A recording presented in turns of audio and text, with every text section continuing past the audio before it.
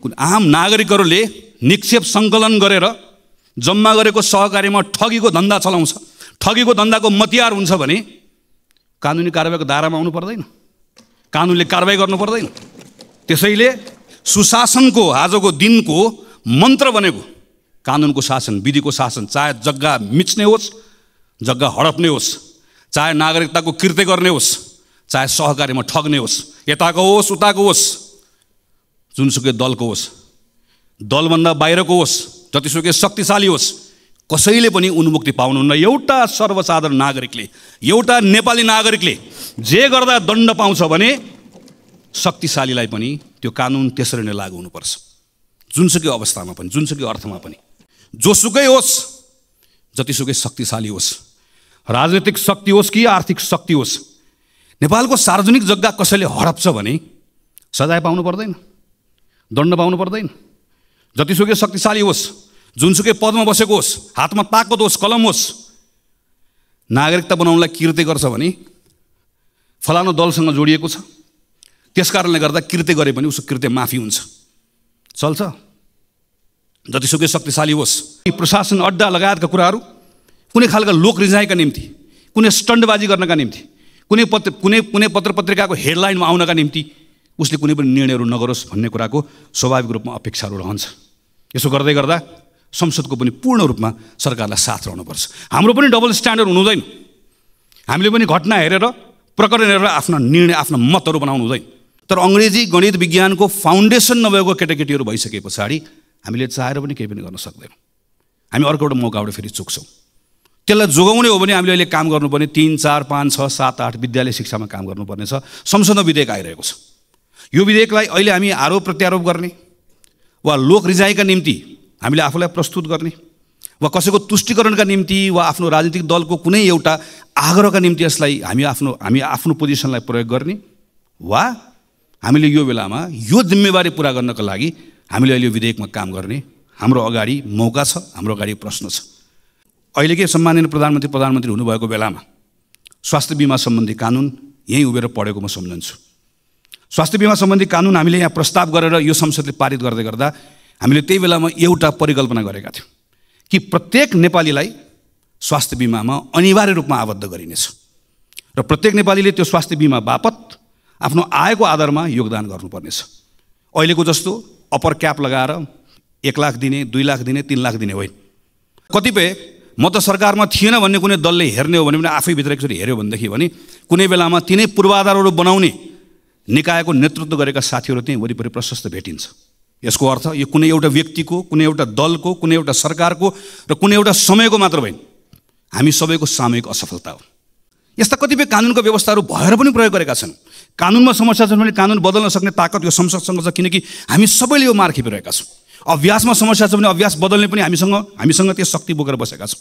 यो कुनै रकेट साइन्सको कुरा होइन। हाम्रै साथीहरू नेपालभन्दा बाहिर गएर जिम्मेवारी लिएर जाँदै गर्दा पूर्वाधार समयमा बनेको छ, हाम्रै कामदारले गरेका छन्।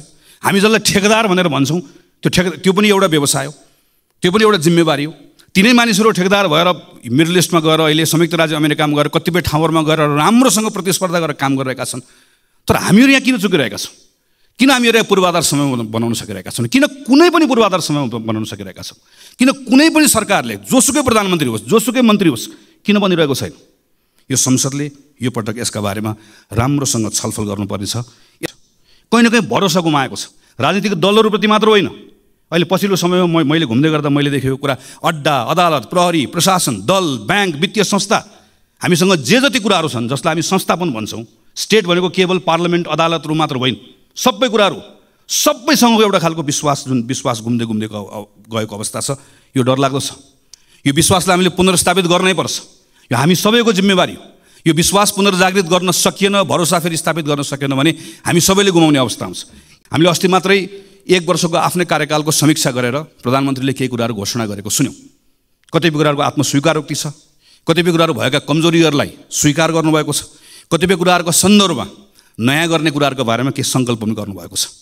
तर त्यही पुसबाट यहाँसम्म आइपुग्दै गर्दाका केही महिनाभित्रका गतिविधिहरू हामीले हेऱ्यौँ भनेदेखि भने प्रयासहरू गर्न खोजिएको छ, तर अझै पनि त्यहाँ ठिक ढङ्गबाट त्यसलाई त्यो लय पक्रेको छैन भन्ने हामीले महसुस गरेका छौँ। मलखाद नपाएको कुरा यो संसदमा मैले गर्न थालेको 64-65 सालदेखि प्रत्येक वर्षको सिजन हुन्छ। हामी ठ्याक्क अब चैत वैशाखतिर आएपछि मलको बारेमा कुरा गर्छौँ, ठ्याक्क हामी असार आएपछि विपदको बारेमा। संसदको क्यालेन्डर बनाउँदै गर्दा मलको कुरा गर्ने, एसएलसीमा फेल भएको कुरा गर्ने भने क्यालेन्डर बनाइदिए पनि हुन्छ। कुन समयमा कुन महिनामा के को कुरा हुने भन्ने कुरा यसमा हामी गएको 10, 12, 15 वर्षदेखि लगातार त्यही विषयमा त्यो महिनामा ठ्याक्क कुरा गर्छौँ, त्यसलाई बिर्सन्छौँ, फेरि अर्कोचोटि आउँछ अर्को कुराकानी गर्छौँ।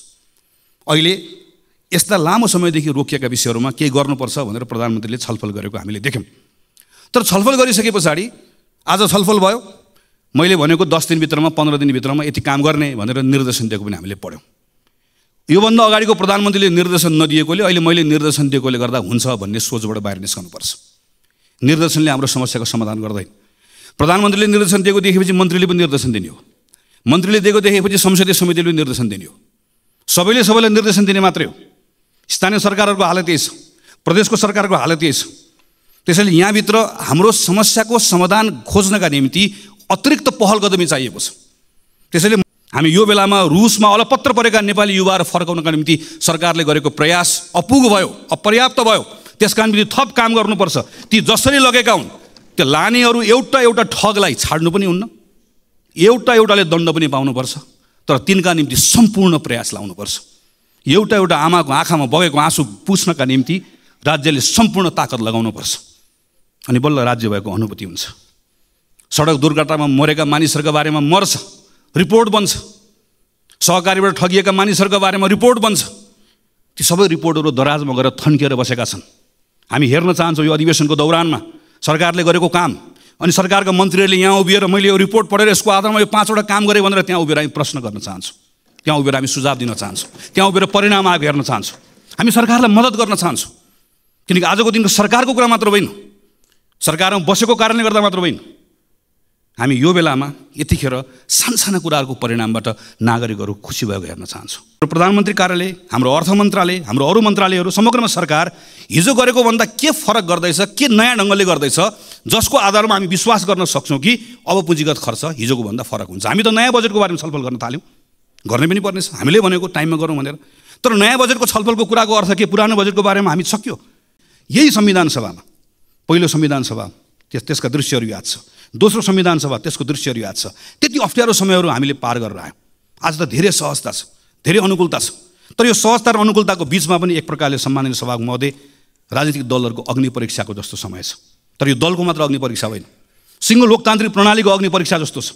लोकतान्त्रिक प्रणालीको मात्र होइन, हाम्रो समय नै एक प्रकारले अग्नि परीक्षामा गएको जस्तो भएको छ। किन? हामी अहिले चुक्यौँ भने त्यसबाट जे क्षति हुन्छ त्यो क्षतिको पूर्ति सानो समयले गर्न सकिन्न, सानो स्रोतले गर्न सकिन्न। सम्माननीय सभामुख महोदय, केशव कुमार बुढाथोकी संविधान सभाको निर्वाचित सदस्य त हुनुहुन्थ्यो नै। हाम्रो पार्टी नेपाली काङ्ग्रेसका एकजना पुरानो नेता, लोकतान्त्रिक आन्दोलनका एक सक्रिय अभियन्ता र झापा जिल्लाको त्यहाँको जनताहरूको एउटा प्रिय नेताको रूपमा र निडर व्यक्तित्व आफ्नो मान आर्जन गर्नुभएको नेता हुनुहुन्थ्यो। हिजो हामीले उहाँलाई गुमाएका छौँ। यो क्षणमा म उहाँलाई सम्झन चाहन्छु, उहाँको परिवारप्रति हार्दिक समवेदना प्रकट गर्न चाहन्छु र उहाँप्रति भावपूर्ण श्रद्धाञ्जली अर्पण गर्छु। भर्खरै मात्र हामीले जानकारी प्राप्त गऱ्यौँ कि आदरणीय पद्मप्रसाद पाण्डे महासचिव नियुक्त हुनुभएको छ। म नेपाली काङ्ग्रेस पार्टी, नेपाली काङ्ग्रेसको सिङ्गो संसदीय दलको तर्फबाट मलाई बधाई दिन चाहन्छु र यो कार्यकालको सम्पूर्ण सफलताको कामना पनि गर्छु। हामी आजबाट अधिवेशनको एउटा नयाँ यात्रामा निस्किएका छौँ। योभन्दा अघिल्लो अधिवेशन हाम्रो लागि धेरै सम्झना योग्य रहेन। सरकार आफैले पनि यो कुरालाई स्वीकार गरेको छ। त्यही भएर यो पटक अघिल्लो अधिवेशनभन्दा फरक बनाउँछु भनेर हामीसँग बाचा गरेको छ। यो पटक म थुप्रै संसदलाई काम दिन्छु। खास गरिकन संविधान कार्यान्वयनसँग जोडिएका थुप्रै कानुनहरू बनाउनु बाँकी छन्। ती कानुनहरू बनाउनलाई संसदको यो अधिवेशनमा सांसदहरूलाई भ्याइ नभ्याइ हुन्छ भन्ने सरकारको बाचा छ। अर्थतन्त्रलाई चलायमान बनाउनका निम्ति पनि थुप्रै कानुनहरू परिमार्जन गर्नुपर्नेछ, कानुनहरू बनाउनु पर्नेछ। यी सन्दर्भमा पनि मैले काम गर्छु भनेर भनेको छ। संहिता कार्यान्वयन लगायतका विषयहरू पनि सरकारले प्राथमिकतामा राख्छु भनेर भनेको छ। हामी त्यसको प्रतीक्षा गरिरहेका छौँ। संसद स्वयं आफैले पनि अघिल्लो अधिवेशनभन्दा म अलिकति काम गर्ने तरिका बदल्छु भनेर हामीले अस्ति पहिलो दिनबाटै यो यात्रा सुरु गरेका छौँ। हामी अलिकति आफ्नो काम गर्ने तरिकालाई व्यवस्थित बनाउँछौँ। हामी एउटा कार्यतालिका बनाएर काम गर्छौँ। हाम्रो संसदीय समितिहरूलाई पनि हामी थप क्रियाशील बनाउँछौँ। हामी संसद समयमा चलाउँछौँ। हामी संसदबाट सरकारले ल्याएका कामहरू समयमा टुङ्ग्याउँछौँ भन्ने हाम्रो वाचा छ। त्यो वाचामा हामी सबै प्रतिबद्ध छौँ नै। संसदीय समितिहरूले पनि यही अनुरूप आफूलाई ढाल्नेछन् भन्ने हाम्रो अपेक्षा छ। संसदीय समितिहरूको विश्वसनीयताको प्रश्न पनि छ। कतिपय सन्दर्भमा हामीले निर्देशन दिनका निम्ति हतारो गरेका छौँ। कतिपय सन्दर्भमा आरोप प्रत्यारोप पनि गरेका छौँ। कतिपय सन्दर्भमा प्रक्रिया मिचिएको र अपारदर्शी भएको भन्ने विषयहरू पनि सँगसँगै उठेर आएको छ। यो सबै कुराले संसदीय समितिको विश्वसनीयता घटाउँछ। त्यो भनेको सिङ्गो संसदको विश्वसनीयता घटाउँछ। सरकार नयाँ ढङ्गले काम गर्छु भनिरहेको बेलामा व्यवस्थापिका संसदको नेतृत्व सम्माननीय सभामुखले व्यवस्थापिका संसदलाई फरक ढङ्गले चलाउँछु भनिरहेको बेलामा संसदीय समितिको नेतृत्व गर्ने हामी जो छौँ, हामी सबैले पनि हाम्रो संसदीय समितिलाई फरक ढङ्गले चलाउँछु भन्ने एउटा सङ्कल्प गर्नै पर्नेछ। हामीसँग विगतका अनुभवहरू छन्। कहिलेकाहीँ एउटै विषयलाई 2-3टा संसदीय समितिहरूको क्षेत्राधिकार हो कि भनेर अलमल हुँदै गर्दा सँगै बसेर काम गरेका अनुभवहरू छन्। म यो क्षणमा स्वर्गीय रविन्द्र अधिकारीलाई सम्झिरहेको छु। जतिखेर उहाँ विकास समितिको सभापति हुनुहुन्थ्यो, म त्यो बेलामा कृषि जलस्रोत समितिको सभापतिको रूपमा काम गरिरहेको थिएँ। सम्माननीय स्वर्गीय सुशील कोइराला प्रधानमन्त्री हुनुहुन्थ्यो। कतिपय विषयहरूमा हामी सँगै एउटै समिति जस्तो बसेर सँगै काम गर्थ्यौँ, सरकारलाई बोलाउँथ्यौँ र त्यो बेलामा सरकारले पनि हाम्रो कुरालाई गम्भीरतापूर्वक लिन्थ्यो। आरोप प्रत्यारोप भन्दा फरक ढङ्गबाट पनि काम गर्ने ठाउँहरू छन् भन्ने सन्दर्भमा हामी सबैले सोच्नुपर्ने बेला आएको छ। यो अधिवेशनको दौरानमा संसदीय समितिले थुप्रै कामहरू गर्नुपर्नेछ, कानुनहरू बनाउनु पर्नेछ। कानुन बनाउने विषयका सन्दर्भमा पनि हामी आफैले पनि यो छोटो समयमा केही तितो अनुभवहरू गरेका छौँ। यी कुराहरूमा हामी सबै खुला हृदयले समीक्षा गर्न तयार छौँ भन्ने पनि म ठान्दछु। यही क्रममा हामी राजनीतिक दलहरू जो अहिले संसदभित्र छौँ, हामीले पनि आफ्नो काम गर्ने तरिका बदल्नु परेको छ। यो संसदको सबभन्दा ठुलो दल भएको हिसाबले नेपाली कांग्रेस यो सन्दर्भमा अझै आफूलाई अझै बढी जिम्मेवारीका साथमा प्रस्तुत गर्नुपर्छ भन्ने ठान्दछ। यही सोचेर हामीले भर्खरै बसेको संसदीय दलको बैठकबाट गम्भीरतापूर्वक छलफल गरेर एउटा सङ्कल्प गरेका छौँ कि यो पटकको संसदको अधिवेशनमा हाम्रो उपस्थितिलाई हामी थप जिम्मेवार बनाउनेछौँ।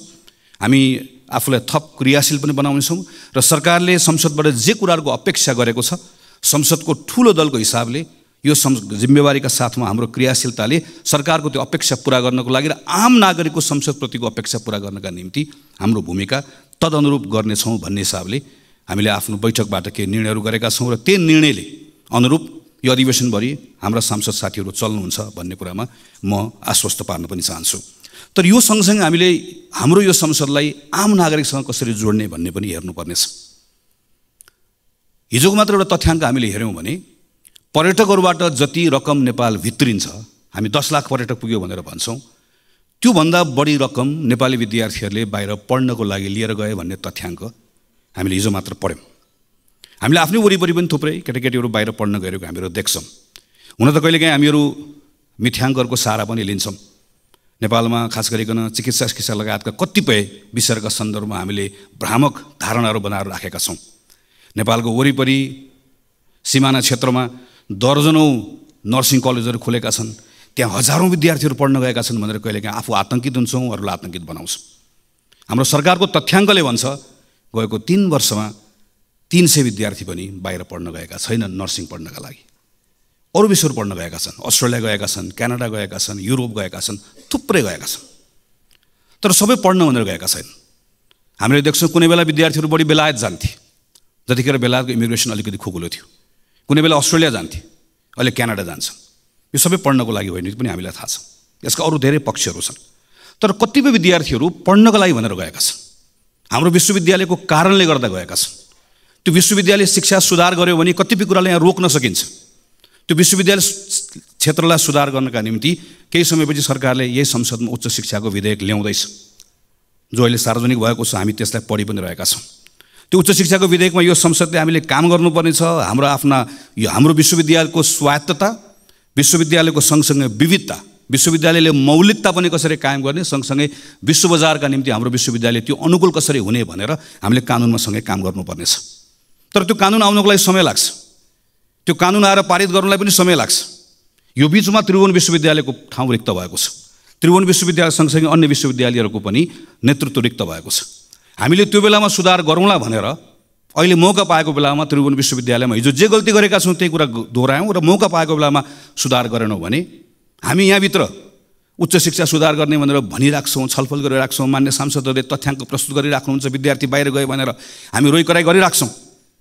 तर संसदले आफूले पाएको जिम्मेवारी हामीले उच्च शिक्षाको विधेयक ठिक ढङ्गले बनाएनौँ र सरकारले मौका पाएको बेलामा त्रिभुवन विश्वविद्यालय, पूर्वाञ्चल विश्वविद्यालय, पोखरा विश्वविद्यालय लगायतको नेतृत्वहरू भागवण्ड नगरिकन विश्वविद्यालयको नेतृत्वको नियुक्ति गर्दाखेरि नै कुनै पनि नागरिकले टिप्पणी गर्न नसक्ने गरिकन बनाउने मौकाबाट चुक्यो भने हाम्रा कुरा मात्रै हुन्छन्। हामीले यहाँ संसदबाट गर्ने काम र सरकारबाट गर्ने कामलाई आम नागरिकका यी विषयहरूसँग जोड्न सक्छौँ कि सक्दैनौँ। हाम्रो अहिले विद्यालयहरूमा केटाकेटीहरू पढ्न गइरहेको देशैभरि देख्छौँ हामीहरू। थुप्रै विद्यालयहरू खुलेका छन्, विद्यालयको भवन पनि बनेका छन्। तर एक कक्षामा 100 जना विद्यार्थी भर्ना भएको विद्यार्थीहरू 10-12 कक्षामा पुग्दै गर्दा 30-32 जना विद्यार्थीहरू मात्र बाँकी रहन्छन्। त्योभन्दा पनि डरलाग्दो कुरा अर्को, हाम्रो केटाकेटीहरू विद्यालयमा पढिरहेका छन् तर सिकिरहेका छैनन्। गणित सिकिरहेका छैनन्, विज्ञान सिकिरहेका छैनन्, अङ्ग्रेजी त अझै कम सिकिरहेका छन्। विज्ञान, गणित र अङ्ग्रेजी आएन भने अहिले हामी सूचना प्रविधिको जुन कुरा गरिरहेका छौँ, नलेज इकोनोमीको जुन कुरा गरिरहेका छौँ, नेपालले अघिल्लो पटक जुन हामीले हाम्रो ट्रेन छुट्यो भनिरहेका छौँ, अर्को पटक फेरि ट्रेन छुट्छ। 3 कक्षा 4 कक्षा पढ्ने बच्चालाई, 5 कक्षा 6 कक्षा पढ्ने बच्चालाई एकपटक हामीले हेऱ्यौँ भने ती केटाकेटी पढिरहेका छन् तर तिनले गणित, विज्ञान, अङ्ग्रेजी जानिरहेका छैनन् भने अबको 8-10 वर्षपछि, 5-7 वर्षपछि जब तिनीहरू 18-20 वर्षको हुन्छन् र हामीसँग ठुलो जनसङ्ख्या हाम्रो आफ्नो श्रमको बजारमा हामीसँग हुन्छ, तर अङ्ग्रेजी, गणित, विज्ञानको फाउन्डेसन नभएको केटाकेटीहरू भइसके पछाडि हामीले चाहेर पनि केही पनि गर्न सक्दैनौँ। हामी अर्को एउटा मौकाबाट फेरि चुक्छौँ। त्यसलाई जोगाउने हो भने हामीले अहिले काम गर्नुपर्ने 3, 4, 5, 6, 7, 8 विद्यालय शिक्षामा काम गर्नुपर्ने छ। संसदमा विधेयक आइरहेको छ। यो विधेयकलाई अहिले हामी आरोप प्रत्यारोप गर्ने वा लोक रिजाइका निम्ति हामीले आफूलाई प्रस्तुत गर्ने वा कसैको तुष्टिकरणका निम्ति वा आफ्नो राजनीतिक दलको कुनै एउटा आग्रहका निम्ति यसलाई हामी आफ्नो पोजिसनलाई प्रयोग गर्ने वा हामीले यो बेलामा यो जिम्मेवारी पुरा गर्नका लागि हामीले अहिले यो विधेयकमा काम गर्ने हाम्रो अगाडि मौका छ, हाम्रो अगाडि प्रश्न छ। यही बिचमा विधेयक बन्दै गर्दा समय लाग्छ। तर यो बिचको समयमा सरकारले सँगसँगै यो स्कुल एजुकेसनभित्र स्थानीय सरकारहरू छन्, सरकार चलाउने गरेको पार्टी गठबन्धनकै पार्टीहरूको हामीले हेऱ्यौँ भनेदेखि भने 2/3 बढी हाम्रो स्थानीय सरकारहरू छन्। प्रदेश सरकार 7 प्रदेशमा माथि प्रधानमन्त्रीलाई अनुकूल हुने गरिकन 7 प्रदेशका सरकारहरू छन्। त्यो प्रदेशले अहिले स्कुल एजुकेसनमा के काम गर्ने हो, त्यो स्थानीय सरकारले एजुकेसनमा के काम गर्ने हो, यो 1 वर्षको समय खेर कसरी नफाल्ने हो, यहाँनिर हामीले सोच्नुपर्नेछ र हामीले सँगसँगै यहाँभित्रको पार्लियामेन्टमा आएको कानुनमा काम गर्नुपर्नेछ। यति जिम्मेवारी पुरा गऱ्यौँ भने जसरी अघि मैले उच्च शिक्षाको कुराकानी गरेँ, हाम्रो विद्यालय शिक्षाको क्षेत्रमा केही न केही सुधार हुन्छ, कहीँ न कहीँ हामीहरू पुगिन्छ। यही संसदको यही रोस्टममा उभिएर अहिलेकै सम्माननीय प्रधानमन्त्री हुनुभएको बेलामा स्वास्थ्य बिमा सम्बन्धी कानुन यहीँ उभिएर पढेको म सम्झन्छु। स्वास्थ्य बिमा सम्बन्धी कानुन हामीले यहाँ प्रस्ताव गरेर यो संसदले पारित गर्दै गर्दा हामीले त्यही बेलामा एउटा परिकल्पना गरेका थियौँ कि प्रत्येक नेपालीलाई स्वास्थ्य बिमामा अनिवार्य रूपमा आबद्ध गरिनेछ र प्रत्येक नेपालीले त्यो स्वास्थ्य बिमा बापत आफ्नो आयको आधारमा योगदान गर्नुपर्नेछ। अहिलेको जस्तो अप्पर क्याप लगाएर 1 लाख दिने, 2 लाख दिने, 3 लाख दिने होइन। एउटा नेगेटिभ लिस्ट हुन्छ, त्यो लिस्टमा भएको त्यो सायद दाँतसँग जोडिएको कुरा होला वा अरू प्लास्टिक सर्जरीसँग जोडिएका कुरा होलान्।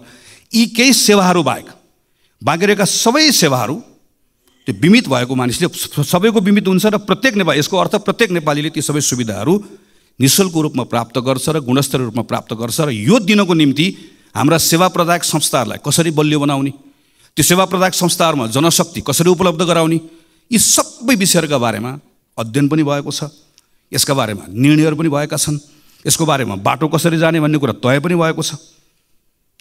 आज हामीसँग फेरि एउटा मौका आएको छ। हामी अहिले यो काम गर्ने वा अहिले स्वास्थ्य बिमाको हामीले अहिले पछिल्लो समयमा हामीले हेऱ्यौँ भनेदेखि भने यो प्रतिको विश्वास घट्दै गएको छ, झन् थप लथालिङ्ग बन्दै गएको छ। हामीले अहिले यहाँभित्र बसेर, संसदभित्र बसेर स्वास्थ्यको हामी नै आफूले बनाएको कानुनलाई कार्यान्वयन गराउने विषयको सन्दर्भमा हामीले जे भूमिका निर्वाह गर्नुपर्ने हो हामीले निर्वाह गर्नुपर्नेछ। सरकारको ठाउँबाट जे भूमिका निर्वाह गर्नुपर्ने हो सरकारले निर्वाह गर्नुपर्नेछ। यी साना कामहरू हुन्, मैले भनेका योभन्दा धेरै ठुल्ठुला कामहरू अहिलेका काम हुन् भन्ने लाग्न सक्दछ, तर यस्तो होइन। सम्माननीय सभामुख महोदय, अहिले हामी समुदाय वा नेपाली कङ्ग्रेस भन्ने एउटा अभियान अन्तर्गत देशैभरि हिँडिरहेका छौँ। खास गरिकन यो पछिल्लो 6-8 महिना 1 वर्षभित्र नागरिकहरू के सोचिरहेका छन्, हामीलाई कसरी हेरिरहेका छन्, सिङ्गो प्रणाली, हाम्रो अहिलेको व्यवस्था, हाम्रो अहिलेको अवस्था, यी सबैको बारेमा नजिकबाट केही कुराहरू सुनौँ भनेर देशभरि साथीहरू हिँडिराख्नु भएको छ। हाम्रो नेताको निधन भएकोले हामीले कार्यक्रम स्थगित गऱ्यौँ र केही समय पछाडि यो कार्यक्रम फेरि अगाडि लिएर जान्छौँ र त्यस पछाडि आएको कुरालाई स्वाभाविक रूपमा हामी संसदमा र अरू मञ्चहरूबाट सबैको अगाडि राख्नेछौँ नै। यो बिचमा म पनि झापाबाट भैरवासम्म हुलाकी राजमार्गको बाटो हुँदै वरिपरिका समुदायहरूसँग अन्तर्क्रिया गर्दै गर्दै हिँडेँ। त्यहाँबाट अस्ति काठमाडौँ फर्किएको छु। यो बिचमा मैले देखेँ कि हाम्रा पूर्वाधारहरूको अवस्था, चाहे त्यो ठुलो पूर्वाधार होस्, चाहे झापाको त्यो कन्काई पुल होस्, मोरङको रतुवामाई पुल होस्, वा धनुषाको कमलाको पुल होस्, वा बाटोमा परेका सिँचाइका ठुला आयोजनाहरू हुन् वा सानसाना आयोजनाहरू हुन्, चाहे सानो होस् चाहे मध्यम होस्, यी सबै आयोजनाहरूको बेहाल छ। अहिले भर्खर पनि यहाँ बाटोको कुरा निस्क्यो, सडकको कुरा निस्क्यो। अहिले नारायणगढ बुटवलको सडकबाट हामीहरू धेरै हिँडेका छौँ। हामी अहिले यही यता पोखरासम्म जाने बाटोमा यहाँ सबैजना हिँडेका छौँ। हामी यो विषयमा छलफल गर्दै गर्दा के कुरा भन्छौँ भने कहिलेकाहीँ हामी ऐनमा समस्या छ त्यस कारणले गर्दा भयो भनेर भन्छौँ, कहिले वन मन्त्रालयले रुख काट्न दिएन त्यस कारणले गर्दा भयो भनेर भन्छौँ। अहिले पछिल्लो समयमा के भन्न थालेका छौँ भने सरकारले भुक्तानी दिएन त्यस कारणले गर्दा समस्या भयो भनेर भन्छौँ। सरकारले फेरि चाहिँ मैले भुक्तानी दिन खोजेको तर समयमा गर्नुपर्ने काम नसकेको कारणले गर्दा भएन भनेर भनेको हामीहरू सुन्छौँ। र यो सन्दर्भमा हाम्रो संसदभित्र हामी छलफल गर्दै गर्दाखेरि सजिलैसँग हामी एकअर्कालाई आरोप प्रत्यारोप लगाउँछौँ। तर अलिकति गहिरेर हामीले हेऱ्यौँ भनेदेखि भने हामी सबै सरकारमा बसेका छौँ। कतिपय जुन सडकको बारेमा आज हामी त्यहाँ बसेर चर्चा गरिरहेका हुन्छौँ, प्रश्न गरिरहेका हुन्छौँ, ती कतिपय सडक त आफैले सुरुवात गरेका सडकहरू छन्, आफैले शिलान्यास गरेका सडकहरू छन्। हामी प्रदेशको सरकारको सन्दर्भमा हेऱ्यौँ, स्थानीय सरकारको सन्दर्भमा हेऱ्यौँ, र कतिपय म त सरकारमा थिएन भन्ने कुनै दलले हेर्ने हो भने पनि आफैभित्र एकचोटि हेऱ्यो भनेदेखि भने कुनै बेलामा तिनै पूर्वाधारहरू बनाउने निकायको नेतृत्व गरेका साथीहरू त्यहीँ वरिपरि प्रशस्त भेटिन्छ। यसको अर्थ यो कुनै एउटा व्यक्तिको, कुनै एउटा दलको, कुनै एउटा सरकारको र कुनै एउटा समयको मात्र होइन, हामी सबैको सामूहिक असफलता हो। हामी हाम्रो पूर्वाधार समयमा बनाउन सकिरहेका छैनौँ। हामी यो सन्दर्भमा चाहे स्थानीय सरकार होस्, चाहे प्रदेश सरकार होस्, चाहे सङ्घको सरकार होस्, चाहे पुल होस्, चाहे सडक होस्, चाहे राम होस्, चाहे हरि होस्, जसले जिम्मा लिए पनि, जसले कुर्सीमा बसे पनि हामी कसैले पनि हाम्रो पूर्वाधार समयमा बनाउन सकिरहेका छैनौँ। समथिङ इज रङ, केही न केही कुरा ठिक भइरहेको छैन। त्यो ठिक गराउने कुराको सन्दर्भमा आज हामीसँग त्यो एउटा जिम्मेवारी छ, मौका पनि छ। हामीले कानुनलाई भनेका छौँ सार्वजनिक खरिद ऐनमा यो समस्या भयो भनेर भनेका छौँ, तर त्यही सार्वजनिक खरिद ऐनमा भएको व्यवस्थाको बारेमा जहाँ हामीहरू केवल कसले कति मूल्यमा बनाउने भन्ने आधारमा प्रतिस्पर्धा गर्छौँ, कसले कति मूल्यमा होइन, कसले कति समयमा बनाउने भन्ने आधारमा पनि प्रतिस्पर्धा गराउन सकिन्छ भन्ने व्यवस्था छ। यो व्यवस्था लागू गरौँ भनेर पटक पटक भनेको म स्मरण गर्छु, स्मरण गराउन पनि चाहन्छु। यस्ता कतिपय कानुनका व्यवस्थाहरू भएर पनि प्रयोग गरेका छन्। कानुनमा समस्या छ भने कानुन बदल्न सक्ने ताकत यो संसदसँग छ, किनकि हामी सबैले यो मार खेपिरहेका छौँ। अभ्यासमा समस्या छ भने अभ्यास बदल्ने पनि हामीसँग त्यो शक्ति बोकेर बसेका छौँ। यो कुनै रकेट साइन्सको कुरा होइन। हाम्रै साथीहरू नेपालभन्दा बाहिर गएर जिम्मेवारी लिएर जाँदै गर्दा पूर्वाधार समयमा बनेको छ। हाम्रै कामदारले गरेका छन्। हामी जसलाई ठेकेदार भनेर भन्छौँ त्यो पनि एउटा व्यवसाय हो, त्यो पनि एउटा जिम्मेवारी हो। तिनै मानिसहरू ठेकेदार भएर मिडल इस्टमा गएर अहिले संयुक्त राज्य अमेरिकामा गएर कतिपय ठाउँहरूमा गएर राम्रोसँग प्रतिस्पर्धा गरेर काम गरिरहेका छन्। तर हामीहरू यहाँ किन चुकिरहेका छौँ? किन हामीहरू यहाँ पूर्वाधार समय बनाउन सकिरहेका छौँ? किन कुनै पनि पूर्वाधार समय बनाउन सकिरहेका छौँ? किन कुनै पनि सरकारले, जोसुकै प्रधानमन्त्री होस्, जोसुकै मन्त्री होस्, किन बनिरहेको छैन? यो संसदले यो पटक यसका बारेमा राम्रोसँग छलफल गर्नुपर्नेछ। यसका बारेमा बसेर राम्रोसँग काम गर्नुपर्नेछ। संसदको के भूमिका हो संसदले गरौँ, संसदीय समितिले कतिपय कामहरू गर्नुपर्नेछ, सरकारले कतिपय जिम्मेवारी निर्वाह गर्नुपर्नेछ। यस्ता सानसाना कामहरू किन गर्नुपर्ने छ भने यी साना कामहरूबाट जुन नागरिकहरूले केही परिवर्तन भएको महसुस गर्छन् त्यसले आजको दिनमा टुटेको भरोसालाई फेरि जागृत गराउन सक्दछ। म अहिले 12-13 दिन घुमेर आइसकेपछि त्योभन्दा पहिला पनि हिँडिरहेको थिएँ। म डराएको छैन, तर कता कहीँ न कहीँ मनभित्र एउटा ठुलो चिन्ता केमा लागेको छ भने एउटा भरोसा गुम्दै गएको छ। राम्रोसँग बसेर कुराकानी गऱ्यो भने राजनीतिक अधिकार पाएको कुरामा, आर्थिक सामाजिक सांस्कृतिक अधिकार पाएको कुरामा नागरिकहरूले ठुलो गौरव गरेका छन्। उनीहरू गर्छन्। उनीहरू यो मानेमा हाम्रो नेतृत्वप्रति, उनीहरूको ठुलो नेतृत्वप्रति उनीहरूको ठुलो सम्मान पनि छ, राजनीतिक दलप्रति सम्मान पनि छ। हिजोको अवस्थासँग तुलना गर्दै गर्दा हिजो विद्यालय पढ्न नपाएको मान्छे 8 कक्षा पढ्न पाउँदै गर्दा स्वाभाविक रूपमा खुसी छ। तर के कुराले चिन्तित छ, के कुराले आक्रोशित छ भने 8 कक्षा एउटै कक्षामा पढ्न थालेको धेरै भयो। 8बाट 9 जान चाहन्छ, 9बाट 10 जान चाहन्छ, त्योभन्दा माथि बढ्न चाहन्छ। तर अड्केको कुराले गर्दा आक्रोशित छ। कहीँ न कहीँ भरोसा गुमाएको छ। राजनीतिक दलहरूप्रति मात्र होइन, अहिले पछिल्लो समयमा मैले घुम्दै गर्दा मैले देखेको कुरा, अड्डा, अदालत, प्रहरी, प्रशासन, दल, ब्याङ्क, वित्तीय संस्था, हामीसँग जे जति कुराहरू छन् जसलाई हामी संस्थापन भन्छौँ, स्टेट भनेको केवल पार्लियामेन्ट अदालतहरू मात्र होइन, सबै कुराहरू सबैसँग एउटा खालको विश्वास, जुन विश्वास घुम्दै घुम्दै गएको अवस्था छ। यो डरलाग्दो छ। यो विश्वासलाई हामीले पुनर्स्थापित गर्नै पर्छ। यो हामी सबैको जिम्मेवारी हो। यो विश्वास पुनर्जागृत गर्न सकिएन, भरोसा फेरि स्थापित गर्न सकेन भने हामी सबैले गुमाउने अवस्था आउँछ। यसका निम्ति फेरि पनि सबभन्दा बढी काम गर्नुपर्ने, सबभन्दा बढी जिम्मेवारी लिनुपर्ने सरकार सञ्चालन गर्नेले नै हो। सरकार सञ्चालन गर्ने कुरामा फेरि पनि सरकारको नेतृत्व गर्नेले नै हो। मैले यो संसदमा पटक पटक उभिएर त्यस कारणले भनेको छु र फेरि पनि त्यो कुरा दोहोऱ्याउन चाहन्छु। प्रधानमन्त्री नै हो, प्रधानमन्त्री लिडर हो, प्रधानमन्त्री क्याप्टेन हो। प्रधानमन्त्रीले सरकार सञ्चालन गर्दै गर्दा सबैलाई सँगै लिएर गएर अपेक्षित परिणाम दिन सक्दै गर्दा त्यसले एउटा विश्वास जागृत गराउन सक्छ। हामीले अस्ति मात्रै 1 वर्षको आफ्नै कार्यकालको समीक्षा गरेर प्रधानमन्त्रीले केही कुराहरू घोषणा गरेको सुन्यौँ। कतिपय कुराहरूको आत्मस्वीकारोक्ति छ, कतिपय कुराहरू भएका कमजोरीहरूलाई स्वीकार गर्नुभएको छ, कतिपय कुराहरूको सन्दर्भमा नयाँ गर्ने कुराहरूको बारेमा केही सङ्कल्प पनि गर्नुभएको छ। तर त्यही पुसबाट यहाँसम्म आइपुग्दै गर्दाका केही महिनाभित्रका गतिविधिहरू हामीले हेऱ्यौँ भनेदेखि भने प्रयासहरू गर्न खोजिएको छ, तर अझै पनि त्यहाँ ठिक ढङ्गबाट त्यसलाई त्यो लय पक्रेको छैन भन्ने हामीले महसुस गरेका छौँ। मलखाद नपाएको कुरा यो संसदमा मैले गर्न थालेको 64-65 सालदेखि प्रत्येक वर्षको सिजन हुन्छ। हामी ठ्याक्क अब चैत वैशाखतिर आएपछि मलको बारेमा कुरा गर्छौँ, ठ्याक्क हामी असार आएपछि विपदको बारेमा। संसदको क्यालेन्डर बनाउँदै गर्दा मलको कुरा गर्ने, एसएलसीमा फेल भएको कुरा गर्ने भने क्यालेन्डर बनाइदिए पनि हुन्छ। कुन समयमा कुन महिनामा के को कुरा हुने भन्ने कुरा यसमा हामी गएको 10, 12, 15 वर्षदेखि लगातार त्यही विषयमा त्यो महिनामा ठ्याक्क कुरा गर्छौँ, त्यसलाई बिर्सन्छौँ, फेरि अर्कोचोटि आउँछ अर्को कुराकानी गर्छौँ। अहिले यस्ता लामो समयदेखि रोकिएका विषयहरूमा केही गर्नुपर्छ भनेर प्रधानमन्त्रीले छलफल गरेको हामीले देख्यौँ। तर छलफल गरिसके पछाडि आज छलफल भयो, मैले भनेको 10 दिनभित्रमा 15 दिनभित्रमा यति काम गर्ने भनेर निर्देशन दिएको पनि हामीले पढ्यौँ। योभन्दा अगाडिको प्रधानमन्त्रीले निर्देशन नदिएकोले अहिले मैले निर्देशन दिएकोले गर्दा हुन्छ भन्ने सोचबाट बाहिर निस्कनुपर्छ। निर्देशनले हाम्रो समस्याको समाधान गर्दैन। प्रधानमन्त्रीले निर्देशन दिएको देखेपछि मन्त्रीले पनि निर्देशन दिने हो, मन्त्रीले दिएको देखेपछि संसदीय समितिले पनि निर्देशन दिने हो। सबैले सबैलाई निर्देशन दिने मात्रै हो। स्थानीय सरकारहरूको हालत यही छ, प्रदेशको सरकारको हालत यही छ। त्यसैले यहाँभित्र हाम्रो समस्याको समाधान खोज्नका निम्ति अतिरिक्त पहल कदमी चाहिएको छ।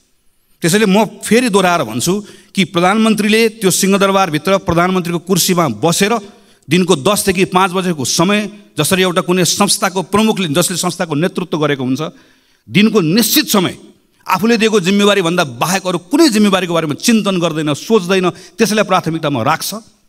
नेपालको प्रधानमन्त्रीले पनि त्यसै गरिकन काम गर्नै पर्छ। त्यसपछि मात्रै त्यो उपलब्ध भएको समयको बिचमा गरिने छलफलले समस्या पनि देखाउँछ, समस्याको पहिचान पनि हुन्छ, समाधान कसरी खोज्ने भन्ने कुरा पनि जान्छ र त्यसैले हामीलाई टुङ्गोमा पनि पुर्याउँछ। काम गर्ने तरिका नबदलिकन फरक परिणाम आउँदैन। उही काम गरेर फरक परिणामको अपेक्षा गर्ने कुरा केवल मूर्खता मात्रै हुन्छ। त्यसको सुरुवात स्वयं प्रधानमन्त्रीबाट गरिनुपर्छ। नागरिकहरूको बिचमा अर्को भएको ठुलो आक्रोशको विषय भनेको सुशासनको विषय हो। सुशासनको सन्दर्भमा हाम्रा संवैधानिक निकायहरूले अत्यन्त पारदर्शी ढङ्गले नै काम गर्ने हो। यो सरकारको कुरा मात्र होइन, राज्यका अरूको निकायहरूको पनि त्यत्तिकै दायित्व छ। संविधानले सृजना गरेका संस्थाहरूले पारदर्शी ढङ्गले काम गर्नुपर्नेछ। उसको विश्वसनीयतामाथि पनि प्रश्नहरू उठेका छन्, ती विश्वसनीयताले काम गर्नुपर्नेछ। सम्मानित अदालतको पनि यसमा भूमिका छ, संसदीय समितिहरूको पनि भूमिका छ, तर फेरि पनि सबभन्दा ठुलो भूमिका सरकारकै छ। सरकारले सुशासनको सम्बन्धमा मैले काम गरेँ भनेर हुँदैन। सरकारले गरेको कामहरू नागरिकले महसुस गर्न पाउनुपर्छ। नागरिकहरू आफूले त्यो कुरालाई नजिकबाट निहालेर हेरेका हुन्छ। सरकारले गरेको काममा कुनै पूर्वाग्रह नहोस्, तर सँगसँगै सरकारले गरेको काम सुशासनका निम्ति गरेका पहल कदमीहरू कतैबाट प्रभावित पनि नहोस्। प्रहरी, प्रशासन, अड्डा लगायतका कुराहरू कुनै खालका लोक रिझाइका निम्ति, कुनै स्टन्टबाजी गर्नका निम्ति, कुनै पत्र पत्रिकाको हेडलाइनमा आउनका निम्ति उसले कुनै पनि निर्णयहरू नगरोस् भन्ने कुराको स्वाभाविक रूपमा अपेक्षाहरू रहन्छ। यसो गर्दै गर्दा संसदको पनि पूर्ण रूपमा सरकारलाई साथ रहनुपर्छ। हाम्रो पनि डबल स्ट्यान्डर्ड हुनु हुँदैन। हामीले पनि घटना हेरेर, प्रकरण हेरेर आफ्ना निर्णय, आफ्ना मतहरू बनाउनु हुँदैन। जोसुकै होस्, जतिसुकै शक्तिशाली होस्, राजनीतिक शक्ति होस् कि आर्थिक शक्ति होस्, नेपालको सार्वजनिक जग्गा कसैले हडप्छ भने सजाय पाउनु पर्दैन, दण्ड पाउनु पर्दैन। जतिसुकै शक्तिशाली होस्, जुनसुकै पदमा बसेको होस्, हातमा ताकत होस्, कलम होस्, नागरिकता बनाउनलाई कृत्य गर्छ भने फलानु दलसँग जोडिएको छ, त्यस कारणले गर्दा कृत्य गरे पनि उसको कृत्य माफी हुन्छ, चल्छ? जतिसुकै शक्तिशाली होस्, जुनसुकै ताकत भएको होस्, आम नागरिकहरूले निक्षेप सङ्कलन गरेर जम्मा गरेको सहकारीमा ठगीको धन्दा चलाउँछ, ठगीको धन्दाको मतियार हुन्छ भने कानुनी कारबाहीको दायरामा आउनु पर्दैन, कानुनले कारबाही गर्नु पर्दैन। त्यसैले सुशासनको आजको दिनको मन्त्र बनेको कानुनको शासन, विधिको शासन, चाहे जग्गा मिच्ने होस्, जग्गा हडप्ने होस्, चाहे नागरिकताको कृत्य गर्ने होस्, चाहे सहकारीमा ठग्ने होस्, यताको होस् उताको होस्, जुनसुकै दलको होस्, दलभन्दा बाहिरको होस्, जतिसुकै शक्तिशाली होस्, कसैले पनि उन्मुक्ति पाउनुहुन्न। एउटा सर्वसाधारण नागरिकले, एउटा नेपाली नागरिकले जे गर्दा दण्ड पाउँछ भने शक्तिशालीलाई पनि त्यो कानुन त्यसरी नै लागू हुनुपर्छ, जुनसुकै अवस्थामा पनि, जुनसुकै अर्थमा पनि। नेपाल सरकारले यो बाटो यसरी समात्दै गयो भने बल्ल एउटा विश्वासको वातावरण बनाउन सक्छ। अनि सँगसँगै राज्य भएको उपस्थितिको भरोसा दिलाउने कुरा, सुशासन सँगसँगै राज्यको उपस्थिति दिलाउने कुरा, केही विशिष्ट प्रकरणहरूका सन्दर्भमा मेरो राज्यले, मेरो सरकारले के गरिरहेको छ नागरिकले हेरिरहेको हुन्छ। हामी यो संसदमाबाट सुन्न चाहन्छौँ सम्माननीय प्रधानमन्त्रीकै मुखबाट जाजरकोट रुकुममा भूकम्प पीडितहरूको अहिले अवस्था के छ भन्ने कुरा पत्र पत्रिकामा आउन छोडे भनेर तिनका बारेमा हामीले सोच्न छोड्यौँ, हामीले छलफल गर्न छाड्यौँ, राज्यले त्यसका बारेको संवेदनशीलता गुमायो भने राज्य हुनुको अर्थ हुँदैन। हामी विपिन जोशीका बारेको कुरा यहाँ बसेर थाहा पाउन चाहन्छौँ। हामी यो बेलामा रुसमा अलपत्र परेका नेपाली युवाहरू फर्काउनका निम्ति सरकारले गरेको प्रयास अपुग भयो, अपर्याप्त भयो। त्यसका निम्ति थप काम गर्नुपर्छ। ती जसरी लगेका हुन् त्यो लानेहरू एउटा एउटा ठगलाई छाड्नु पनि हुन्न, एउटा एउटाले दण्ड पनि पाउनुपर्छ, तर तिनका निम्ति सम्पूर्ण प्रयास लाउनुपर्छ। एउटा एउटा आमाको आँखामा बगेको आँसु पुस्नका निम्ति राज्यले सम्पूर्ण ताकत लगाउनुपर्छ, अनि बल्ल राज्य भएको अनुभूति हुन्छ। सडक दुर्घटनामा मरेका मानिसहरूका बारेमा मर्छ, रिपोर्ट बन्छ, सहकारीबाट ठगिएका मानिसहरूका बारेमा रिपोर्ट बन्छ। ती सबै रिपोर्टहरू दराजमा गएर थन्किएर बसेका छन्। हामी हेर्न चाहन्छौँ यो अधिवेशनको दौरानमा सरकारले गरेको काम, अनि सरकारका मन्त्रीहरूले यहाँ उभिएर मैले यो रिपोर्ट पढेर यसको आधारमा यो 5वटा काम गरेँ भनेर त्यहाँ उभिएर हामी प्रश्न गर्न चाहन्छौँ, त्यहाँ उभिएर हामी सुझाव दिन चाहन्छौँ, त्यहाँ उभिएर परिणाम आएको हेर्न चाहन्छौँ। हामी सरकारलाई मद्दत गर्न चाहन्छौँ, किनकि आजको दिनको सरकारको कुरा मात्र होइन, सरकारमा बसेको कारणले गर्दा मात्र होइन।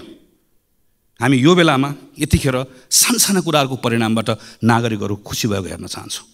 झापादेखि यहाँसम्म आइपुग्दै गर्दा कतै जङ्गली हात्तीको कुरा छ, जसरी पहाडमा बस्ने साथीहरूले सधैँभरि बाँदरको कुरा गर्नुहुन्छ। माडीको किसानहरूले रातिको समयमा निकुञ्जभित्र गाडी कुद्ने व्यवस्था गरोस्। ठुरीको मानिसहरूले सामान्य मेरो त्यहाँभित्रको मेरो भन्सारको त्यहाँको स्तरोन्नति गरिदियो। कहीँ दुधको किसानको कुरा छ, कहीँ केराको किसानको कुरा छ। मैले खालि यति मात्र भन्न खोजेको, यति साना कुराहरू छन् र यति डुएबल छन्, गर्न सकिने कुराहरू छन्। बसेर प्रधानमन्त्रीले मन्त्रीले एक ठाउँ बसेर यो कुरा गरौँ भनेर भन्दै गर्दा गर्न नसकिने कुराहरू छैनन्, असम्भव कुराहरू छैनन्, सम्भव कुराहरू छन्। स्रोत साधनले भ्याउने कुरा छ, नियम कानुनले दिएको कुरा छ, केवल इच्छा शक्ति चाहिएको छ। यी सानसाना कुराहरूबाट अहिले मैले शिक्षाको कुरा गरेँ, स्वास्थ्यको कुरा गरेँ। अब यही 5-6 महिना 6-7 महिनामा अहिले निराश भएको नागरिकले मेरो विद्यालयमा अलिकति सुधार देख्यो, विश्वविद्यालयको नियुक्ति सही ढङ्गले भएको देख्यो, ठगहरूलाई थुनिएको देख्यो, यता पूर्वाधारको कुरामा थोरै सुधार भएको देख्यो, सानसाना कुराहरू मात्र देख्यो भने त्यही नागरिकले फेरि राम्रो हुँदै गयो, राम्रो हुँदै जान थालेको छ, हिजोभन्दा आज राम्रो भयो भनेर भरोसा त्यहीँबाट जाग्न थाल्छ, त्यहीँबाट एउटा स्थिति बन्न थाल्छ। यसमा हामीले ध्यान दिनुपर्नेछ। र यसपछिको सबभन्दा महत्त्वपूर्ण विषय भनेको हाम्रो अर्थतन्त्रको विषय हो। राष्ट्र ब्याङ्कले हिजो मात्रै चालु आर्थिक वर्षको 6 महिनाको अहिलेको आर्थिक अवस्थाको प्रतिवेदन सार्वजनिक गरेको छ। हाम्रो रेमिटेन्स, हाम्रो पर्यटकहरूको आगमन, हामीले अहिले प्राप्त गरेको ऋण, हाम्रो ग्रान्ट, फरेन डिरेक्ट इन्भेस्टमेन्ट, सबभन्दा ठुलो कुरा हाम्रो फरेन करेन्सीको रिजर्भ, सबैमा अत्यन्त सन्तोषजनक स्थिति देखिएको तथ्याङ्कले देखाउँछ। 6 महिनामा करिब 7 खरब 32 अरब रुपियाँ, 33 अरब रुपियाँ रेमिटेन्सबाट आएको छ। म त्यो खाडीमा, मलेसियामा, भारतमा, अरू देशहरूमा गएर काम गरेर दुःख गरेर नेपाल पठाएर आजको यो अप्ठ्यारोमा नेपाल चलाइराख्नुभएका, नेपाल चलाउनका निम्ति खास नेपाल चलाउने ती तमाम गएका साथीहरूलाई हामीले कहिले पलायन भयो भनिदिएका छौँ, कहिले भाष्यो भनिदिएका छौँ। म यो संसदको रोस्टरमा उभिएर तीप्रति सम्मान प्रकट गर्न चाहन्छु। तिनले पठाएको, तिनको मेहनतको कारणले गर्दा आज हाम्रो त्यो इकोनोमी चलेको छ। तर सरकार यो आँकडा हेरेर मात्रै मक्ख परेर बस्यो भने चाहिँ हामीहरू डुब्छौँ। किनकि यही बेलामा आँकडाको अर्को पक्ष पनि छ। ब्याङ्कसँग अहिले कहिले नभएको पैसा छ, त्यति पैसा थुप्रिएको छ, तर कर्जा लगानी नै हुँदैन। जम्मा 4% वृद्धि छ। तपाईँ हामी सबै घुमिरहेका छौँ। सानो व्यवसाय गर्ने पनि टाटपल्टेको छ, ठुलो व्यवसाय गर्ने पनि सबैको हालत बेहाल छ। कोही मान्छे पनि ठिक भयो भनिरहेको छ। जुनसुकै सेक्टरमा जाउँ, रियल इस्टेटको सेक्टरमा जाउँ, म्यानुफ्याक्चरिङको सेक्टरमा जाउँ, एग्रो बिजनेस गर्ने सेक्टरमा जाउँ, स्मल इन्टरप्राइजेस गर्ने सेक्टरमा जाउँ, कहीँ कसैले पनि ठिक भयो भनेर भनिरहेको छैन। किनकि आन्तरिक अर्थतन्त्रमा ठुलो शिथिलता आएको छ। र यही बेलामा हामीले हेऱ्यौँ भने अहिले पनि सुन्ने समय मैले सुनिरहेको थिएँ, यति निरस हाम्रो अहिलेको अवस्था। हामीले यदि खास गरिकन पुँजीगत खर्च हामीले हेऱ्यौँ भने आज 6 महिना 24 दिन भयो यो आर्थिक वर्षको, पुँजीगत खर्च कति भएको छ भन्दा 19.21%, जबकि आजको मितिमा 50% कम्तीमा खर्च भइसक्नुपर्ने हाम्रो अवस्था हो। केन्द्रीय सरकारको जस्तो छ, स्थानीय सरकार र प्रदेश सरकारको पनि त्यस्तै छ। गएको 5-6 वर्षमा हामीले हेऱ्यौँ भने 60% कसैको पनि नआएको छैन। यो पुँजीगत खर्च हेर्दै गर्दा तथ्याङ्कको कुरा मात्र होइन, पुँजीगत खर्च कम भएको कारणले गर्दा आजको दिनमा हाम्रो यी सबै बाह्य सूचकहरू ठिक हुँदै गर्दा पनि हाम्रो आन्तरिक अर्थतन्त्र यति शिथिल हुनुको मुख्य कारण भनेकै हामीले गर्ने पुँजीगत खर्च गर्न नसकेको कारणले गर्दा। यसको यति धेरै ठुलो यसले एउटा साइकल बनाएको, यति इन्टरट्विन छ यो विषय, एउटा अर्कोसँग जोडिएको छ। यो कारणले गर्दाखेरि यस्तो खालको एउटा भयानक स्थिति सृजना भएको छ। तर यो पुँजीगत खर्च बढाउनुको निम्ति हामी जान्न चाहन्छौँ र हामी यदि हाम्रो भूमिका के हुन्छ भने हामी मद्दत गर्न चाहन्छौँ। तपाईँ हिजो गरेको भन्दा के फरक गर्दै हुनुहुन्छ? हाम्रो प्रधानमन्त्री कार्यालय, हाम्रो अर्थ मन्त्रालय, हाम्रो अरू मन्त्रालयहरू, समग्रमा सरकार हिजो गरेको भन्दा के फरक गर्दैछ, के नयाँ ढङ्गले गर्दैछ, जसको आधारमा हामी विश्वास गर्न सक्छौँ कि अब पुँजीगत खर्च हिजोको भन्दा फरक हुन्छ। हामी त नयाँ बजेटको बारेमा छलफल गर्न थाल्यौँ, गर्ने पनि पर्नेछ, हामीले भनेको टाइममा गरौँ भनेर। तर नयाँ बजेटको छलफलको कुराको अर्थ के? पुरानो बजेटको बारेमा हामी सक्यो। अस्तिसम्म हामी पुरानो बजेटमा छलफल गर्दैथ्यौँ। बजेट कार्यान्वयनको अहिले चरणमा यति निराश लाग्दो अवस्था भएको बेलामा हामीले यो बेलामा पुँजीगत खर्च बढाउने विषयको सन्दर्भमा हामी यो गर्छौँ, यो गर्छौँ, यो गर्छौँ, यसरी गर्छौँ भन्ने कुरा भनेनौँ, गरेनौँ भने यसले हाम्रो अवस्था बदलाव ल्याउँदैन। हामी चाहन्छौँ सरकारले यसका बारेमा प्रयासहरू गरोस्, गरि पनि रहेको छ। कतिपय गरेको कुराहरूको बारेमा हामी जानकारी पनि चाहन्छौँ, हामी सूचित पनि हुन चाहन्छौँ, हामी त्यहाँ सुझाव दिन चाहन्छौँ, हामी सँगसँगै यी विषयहरूमा काम गर्न चाहन्छौँ। यति गर्न सकियो भने त्यसले थोरै सरकारलाई स्पेस दिन्छ। त्यो स्पेस पाएपछि अब के कानुनहरूमा काम गर्नुपर्नेछ। कम्तीमा पनि 5वटा कानुन खारेज गर्नुपर्नेछ। 28वटा कानुन, विदेशी लगानी, सार्वजनिक निजी साझेदारी लगायत हामीले टिपेर हेर्दै गर्दाखेरि करिब 28वटा नयाँ कानुनहरू यहाँभित्र बनाउनु पर्ने र परिमार्जन गर्नुपर्ने छ। अर्थात् करिब 40को हाराहारीमा यो संसदले अबको 5-6 महिनाभित्र कानुनमा काम गर्नुपर्नेछ। हामी त्यो कानुनमा काम गर्न तयार छौँ। पहिला सानो क्विक विन्सहरू हामीलाई चाहियो, त्यसले थोरै विश्वासको वातावरण बनाउँछ। त्यति विश्वासको वातावरण बनाइसकेपछि हामीले कानुनमा सुधार गर्नुपर्नेछ, त्यसले अझै वातावरण दिन्छ। त्यति वातावरण दिएपछि अनि हामीले अर्थतन्त्रको संरचनागत सुधार गर्नै पर्नेछ। किनकि हामी निर्वाचनमा जाने, निर्वाचन जित्ने, बहुमतको सरकार बन्ने, संविधान बनिसक्यो, कुनै अहिले युद्ध द्वन्द्व केही छैन, हामी सामान्य अवस्थामा छौँ। यो अवस्थामा पनि हामीले अर्थतन्त्रको संरचनागत सुधार गरेनौँ। हेर्नुहोस् त हाम्रो व्यापार घाटा, हामी अहिले हेऱ्यौँ भने हामी बङ्गलादेश जस्तो हुने भन्छौँ म्यानुफ्याक्चरिङ सेक्टरमा। हाम्रो अहिले करको दर जुन छ, करको यो दर राखेर हामी बङ्गलादेश जस्तो हामी म्यानुफ्याक्चरिङ सेक्टर बन्न सक्छौँ। हामी पर्यटनमा यत्रो ठुलो आशा गरिरहेका छौँ। तर आजको दिनमा हाम्रो म्यानुफ्याक्चरिङ सेक्टर लगायतको यी सेक्टर्सहरूबाट हामीले रोजगारी सृजना गर्न सकेनौँ भनेदेखि पनि हाम्रो अर्थतन्त्रको हालत अहिले जे छ अझ योभन्दा पनि कमजोर बन्दै जान्छ। हाम्रो अर्थतन्त्रमा संरचनागत सुधार नगरिकन हाम्रो अवस्था बदलिन्न। संरचनागत सुधारको लागि पहिलो पाइला नचालिकन गन्तव्यमा पुगिन्न। पहिलो पाइला चाल्नको लागि आत्मविश्वास चाहिएको छ। आत्मविश्वासको लागि अहिले केही सुधार गर्नुपर्नेछ। सानो सुधार गऱ्यौँ थोरै ठाउँ दिन्छ, थोरै ठाउँमा बसेर कानुनी सुधार गरौँ अझै ठुलो ठाउँ दिन्छ, अनि त्यो ठुलो ठाउँले आत्मविश्वास दिन्छ। त्यसपछि हामीले संरचनागत सुधार हामीले गर्नै पर्छ। हाम्रो अहिलेको जस्तो एग्रिकल्चर राखेर, अहिलेको जस्तो म्यानुफ्याक्चरिङ राखेर, अनि अहिलेको जस्तो हाम्रो यति यो खालको सर्भिस सेक्टर राखेर, अनि सर्भिस सेक्टरको हाम्रो कन्ट्रिब्युसन चाहिँ 60%भन्दा बढी सर्भिस सेक्टरको भनेर हामीले भन्ने, तर हाम्रो सर्भिस सेक्टर जुन खालको छ यो खालको सर्भिस सेक्टर राखेर हामी कहीँ पनि पुग्दैनौँ। हामीले एउटा ठुलो जम्प गर्नुपर्ने छ। त्यो जम्प गर्नुको लागि हामीलाई एउटा ठुलो आधार चाहिएको छ। यसका निम्ति सम्माननीय सभामुख महोदय, योभन्दा राम्रो मौका कहिले आउँछ? संविधान बन्यो, संहिता आयो, सङ्घ छ, प्रदेश छ, सबैतिर अहिले एक खालको अनुकूलता छ, सबैतिर एउटा खालको वातावरण छ। हामीलाई कुनै बाह्य कारणले गर्दा अप्ठ्यारो भएको छैन। हामी सबै सहजतामा छौँ। हामी सबै सहजतामा भएको बेलामा पनि नेपाल सङ्कटमा छ, नेपाल सङ्कटमा छ, नेपाल अप्ठ्यारोमा छ भनेर भन्ने हो भने चाहिँ सजिलो चाहिँ कहिले हुने हो? के भयो भने चाहिँ नेपाललाई सङ्कटबाट बाहिर निकाल्ने हो त हामीले। त्यसैले यो बेलामा फरक ढङ्गले काम गर्ने कुरामा सरकारले सोचोस् भन्ने हो। र नेपाली कङ्ग्रेस पार्टी हामी संसदको ठुलो दलको हिसाबले यो अभियानमा हामी सरकारमा छौँ, हाम्रो जिम्मेवारी छ, त्यहाँ पनि छँदैछ। हामी यो संसदको यो ठाउँबाट पनि सरकारले बनाउने कानुन, सरकारले यहाँबाट खोजेका तमाम कुराहरूका सन्दर्भमा हामी सहयात्रा गर्न चाहन्छौँ, हामी सँगसँगै मद्दत पनि गर्न चाहन्छौँ। यी सबै विषयहरू छलफल गर्दै गर्दा संविधानको अर्को पाटो हामीले बिर्सनौन्न। हामीले संविधानमा दलितका बारेमा कुरा गरेका छौँ, मधेसीका बारेमा कुरा गरेका छौँ, महिलाका बारेमा कुरा गरेका छौँ, अल्पसङ्ख्यकका बारेमा कुरा गरेका छौँ। यी तमाम विषयहरूको कुराकानी गर्दै गर्दा यो केवल बोल्ने विषय मात्र होइन, केही समयपछि संसदमा निर्वाचनको ऐन आउँदैछ, राजनीतिक दल सम्बन्धी ऐन आउँदैछ। यी तमाम कानुनहरूमा छलफल गर्दै यो पटक संसदले यहाँभित्र फेरि के हाबी नहोस् भन्नेतर्फ सचेत रहनै पर्छ भने संविधानको त्यो मर्म जसले दलित, महिला, मधेसी, मुस्लिम सबैको, अल्पसङ्ख्यक सबको समान प्रतिनिधित्वको कुरा गर्छ, समान हैसियतको कुरा गर्छ, हाम्रा कानुनहरू पछाडि नफर्किउन्, हाम्रा कानुनहरू यो त्यो रिग्रेसिभ बाटोमा नजाओस् भन्नेतर्फ पनि संसदको यो अधिवेशनमा हामीले यथेष्ट ध्यान पुर्याउनु पर्नेछ। पछिल्लो समयमा हामी के देख्दै गएका छौँ भने डेमोक्रेसीको एउटा सुन्दर पक्ष भनेको असहमति राख्न पाउने कुरा हो, आफ्नो फरक मत राख्न पाउने कुरा हो। तर केन्द्र कतिपय ठाउँमा सङ्घको सरकार पनि हामी कतिपय ठाउँमा अनुदार हुँदै गर्दा त्यसको सिको प्रदेशको सरकारले, त्यसको सिको स्थानीय सरकारहरूले गर्न थालेर एउटा नागरिकका समूहले आफ्नो मागहरू राख्दै गर्दा, हाम्रा असहमतिहरू राख्दै गर्दाखेरि हाम्रो सिभिक स्पेसहरू हामीले खुम्चाउँदै जाँदै गर्दा, साँगुरो बनाउँदै जाँदै गर्दा यसले अनुदार चेहरा देखाउने, चरित्र देखाउने मात्र होइन, त्यसले त्यो डेमोक्रेसीको सबैभन्दा सुन्दर पक्षलाई सङ्कुचित गर्दै गर्दा यो प्रतिको विश्वास पनि उड्दै जान्छ।